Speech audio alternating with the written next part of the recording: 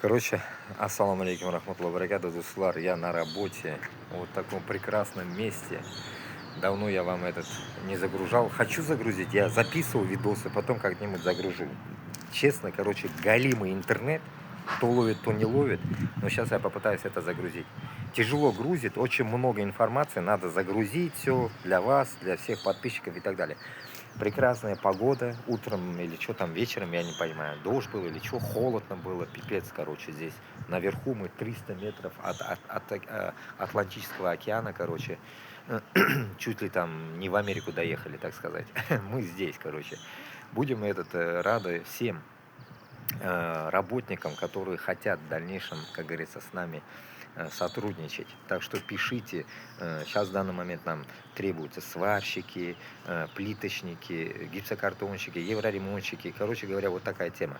Пока мы этим решили заниматься. Почему? Потому что те мысли, которые я хотел продвигать, пока не получаются. Ну, вы же знаете, у меня тема плов-пати. Мы будем и плов-патием заниматься, и этой темой тоже. Поэтому пока что есть, то и делаем. А так вот наслаждайтесь природой, прекрасная погода. Ну, для нас что-то холодно пока. Для них, говорит, это нормально. Нам непривычно. Мы все-таки тепличные люди, мы привыкли к теплу, и для нас это что-то очень холодно, короче.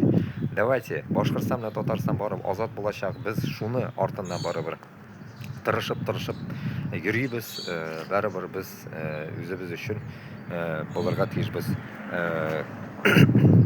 Көчле һәм бердәм бергә булырга тиешбез, дуслар. Югалмагыз, мин монда, короче, мине югалтмагыз. Я максимально буду что-то загружать. И YouTube у меня этот просматривайте, Башкортстан 2024. Менә шулайрак инде. Давайте исәнлек, саулык, тазалык, байлык дигән кебек без дә тырышабыз инде әз генә булса да акча эшләргә, потому что 4 ел яшибез монда. Анда-монда эшләп уже надоел. Теге постоянный эш юк гуя бездә. Постоянно эш булгач рәхәт. Көндә эшкә чыгасың, кешечә яшисең уже, не просишь вот это азюльские деньги там или там в лагере не живешь. Ну, короче говоря, Аллаху шукр, нормально. Лучше самому жить, работать, как раньше мы работали у себя дома.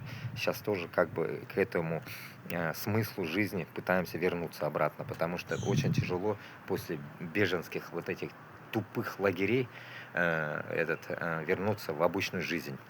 Вот пытаемся вернуться. Давайте, Алга, Рахмат.